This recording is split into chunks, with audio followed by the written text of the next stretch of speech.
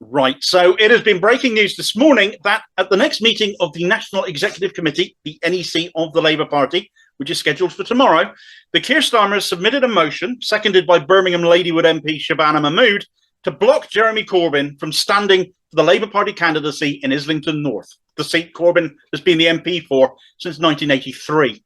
Now, Jeremy Corbyn remains a Labour member, even though Starmer personally continued to block him from sitting as a Labour MP, and that was despite a panel of the then NEC clearing Corbyn of any misconduct, any reason to keep him out, to bar him from the Parliamentary Labour Party. It was an arbitrary, petulant move from Starmer, who was just abusing his own powers, committing an unforced error as it proved to be, as his stock amongst Labour members nosedived. Not that Starmer really gives two hoots about them anyway these days, because if you don't like his way of running the party, you know where the door is, as he has put it.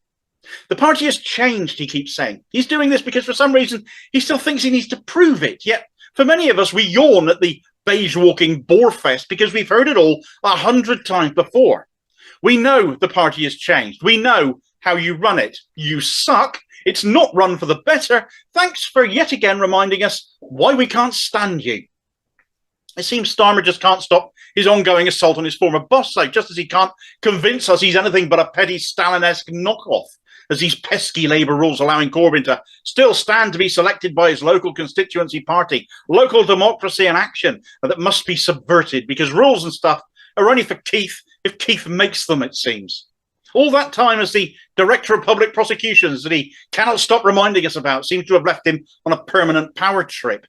I won't read the whole motion. You can pause the video and do that for yourselves. But here it is. The crucial part of it is that in order to affect the NEC's primary purpose to maximise the Labour Party's prospects of winning the next general election and to avoid any detrimental impact on the Labour Party's standing with the electorate in the country as a whole, the Labour Party's interests and its political interests at the next general election are not well served by Mr Corbyn running as a Labour Party candidate, and it is not in the best interest of the Labour Party for it to endorse Mr Corbyn as a Labour Party candidate at the next general election.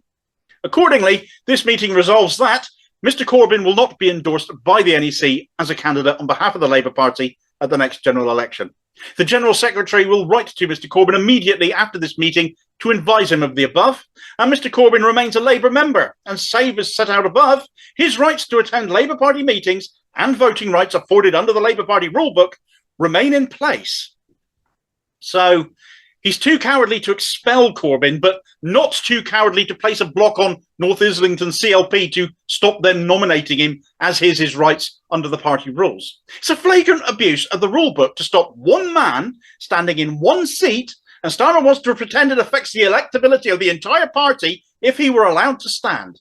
Only the people of North Islington get to vote for Corbyn, nobody else, but my God, socialists from every corner of this country will descend on North Islington en masse to campaign for him, should he stand as an independent now, as Corbyn himself has alluded to, that he might do.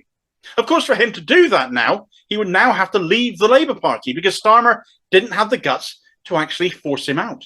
But not only has Starmer shown how terrified he still is of Corbyn by doing this, but actually of how terrified he is of democracy full stop, of local democracy, of Labour members in Islington North who might reselect Corbyn as their chosen candidate if they're allowed to. It's an anti-democratic, rule-book violating move showing up Starmer for the fascistic chicken shit that he is. This should embarrass Labour Party members across the country. How many of you joined like I did because of the change that man Corbyn represented?